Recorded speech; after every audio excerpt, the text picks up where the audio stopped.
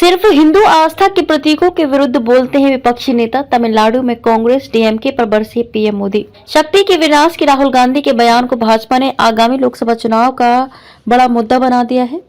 प्रधानमंत्री नरेंद्र मोदी इसको लेकर राहुल गांधी और कांग्रेस समेत पूरे INDIA पर हमलावर हैं। आगामी लोकसभा चुनाव को शक्ति के विनाशक और शक्ति के उपासक के बीच बता रहे प्रधानमंत्री मोदी मंगलवार को तमिलनाडु के सेलम में मंच पर शक्ति स्वरूप में 11 महिलाओं शक्ति अम्माओं के बीच नजर आए। प्रधानमंत्री ने साफ किया कि उदयनिधि स्टालिन ए राजा से लेकर राहुल गांधी तक विपक्षी नेता जानबूझकर सिर्फ हिंदू आस्था के प्रतीकों के विरुद्ध बोलते हैं। अन्य धर्म से जुड़े प्रतीकों के विरुद्ध वे एक शब्द भी नहीं बोलते। हिंदू धर्म के विरुद्ध विपक्षी नेता का हर बयान बहुत सोचा समझा है। कांग्रेस द्रमुक समेत अपने सहयोगियों के साथ खत्म हो जाएगी। उन्होंने कहा कि शक्ति का विनाश करने के लिए निकली कांग्रेस द्रमुक समेत अपने सहयोगियों के साथ खत्म हो जाएगी।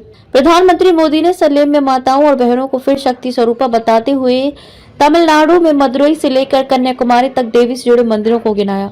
उन्होंने तमिलनाडु की जनता को ये भी याद दिलाया कि सुब्रमण्यम भारती ने अपनी कविताओं में भारत को मात्र देवी के रूप में प्रस्तुत किया था। शक्ति का मतलब है मात्र शक्ति, नारी शक्ति। हिंदू धर्म में शक्ति का मतलब है मात्र शक्ति, नारी शक्ति। लेकिन कांग्रेस और द्रमुक वाला INDIA कहता है कि वे इसका विनाश कर देंगे। हमारे महाकाव्य इस बात के प्रमाण है कि जो लोग शक्ति को समाप्त करना चाहते हैं वे नष्ट हो जाते हैं। शक्ति का विनाश करने वालों को तमिलनाडु दंडित करेगा और ये राज्य के करोड़ों लोगों की गारंटी है। द्रमुक द्वारा जयललिता के किए अपमान का जिक्र।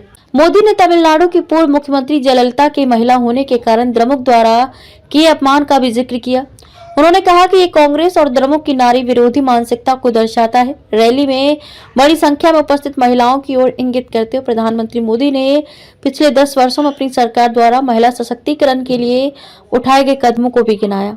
तमिल मनीला कांग्रेस TMC और पट्टाली मक्कल काची PMK के साथ समझौते के बाद उनके नेता भी प्रधानमंत्री के साथ मंच पर मौजूद थे। भाषा के मुद्दे पर खाई को पाटने की कोशिश। राजग नेताओं की मौजूदगी में प्रधानमंत्री ने भाषा के मुद्दे पर भाजपा और तमिलनाडु के बीच खाई को भी पाटने की पूरी कोशिश की।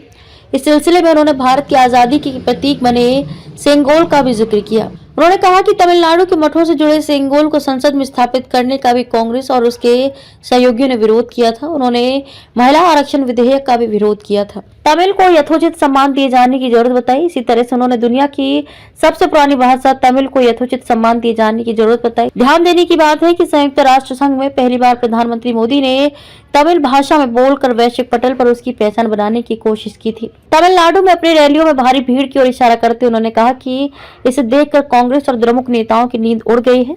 तमिलनाडु के लोगों ने 19 अप्रैल को भाजपा को वोट देने का फैसला कर लिया है। कांग्रेस और द्रमुक को एक ही सिक्के के दो पहलू बताते हुए उन्होंने दोनों पर भ्रष्टाचार और वंशवादी राजनीति का आरोप लगाया। कांग्रेस द्रमुक पर हमला। मोदी ने कहा कि कांग्रेस के केंद्र की सत्ता से दूर होने पर देश संचार के 5G स्तर पर पहुंच गया है, लेकिन द्रमुक के लिए 5G की परिभाषा है तमिलनाडु में एक ही परिवार की 5वीं पीढ़ी का नियंत्रण। उन्होंने कहा कि केंद्र सरकार तमिलनाडु के लिए लाखों करोड़ रुपए भेज रही है, लेकिन यहाँ की सरकार इसे लूट रही है। वंशवादी राजनीति ने दिवंगत कांग्रेस नेता GK मूपनार को ऊंचाइयों पर नहीं पहुंचने दिया, जबकि उनमें प्रधानमंत्री बनने की क्षमता थी। संबोधन के दौरान प्रधानमंत्री उस समय काफी भावुक हो गए जब वह 10 वर्ष पहले जिले में मारे गए भाजपा पदाधिकारी V रमेश का स्मरण कर रहे थे।